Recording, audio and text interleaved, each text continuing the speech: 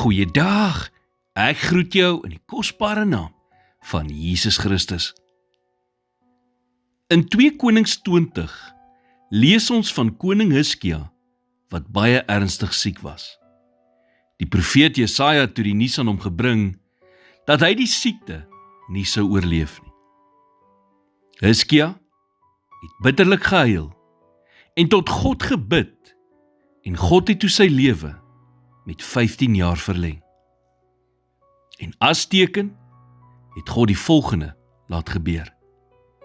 Vers 11 sê, die profeet Jesaja die Here aangeroep, en hy die skaduwee wat reeds teen die trap van Agas afgesak het, 10 trappe laat terugskuif. God beveel die son om in die teenoorgestelde rigting op die trappe te beweeg, sodat die skaduwee van die trap terugbeweeg in plaas van vorentoe. Hierdie verhaal is 'n kragtige herinnering dat God nie beperk word deur tyd of menslike omstandighede wat hopeloos lyk nie.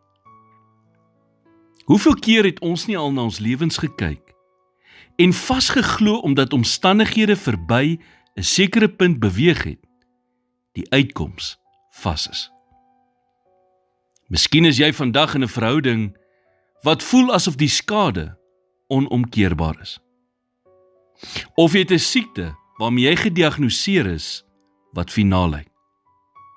Of dalk het jy 'n droom wat jare gelede begrawe is.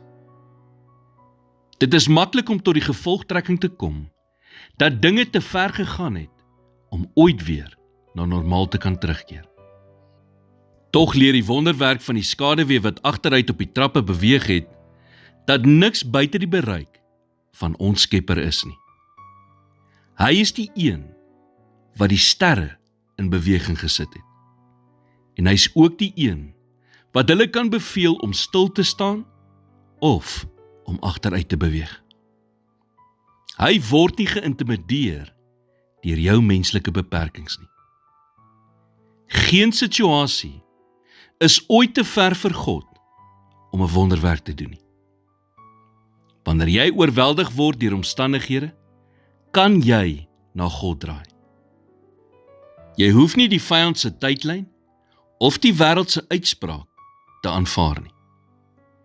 Wanneer jy jou gebrokenheid na die altaar bring, nooi jy die een wat tyd geskep het om in te tree en die stukke van jou lewensprentjie te herrangskik. Dit mag dalk vir jou voel asof jy jou kans gemis het of dat die skade permanent is. Maar God spesialiseer in herstel. Hy kan dinge terugdraai, sodat jy die genesing en guns kan ervaar wat jy gedink het vir altyd verlore was. Here, ek gee vandag vir U die areas van my lewe waar ek hoop verloor het.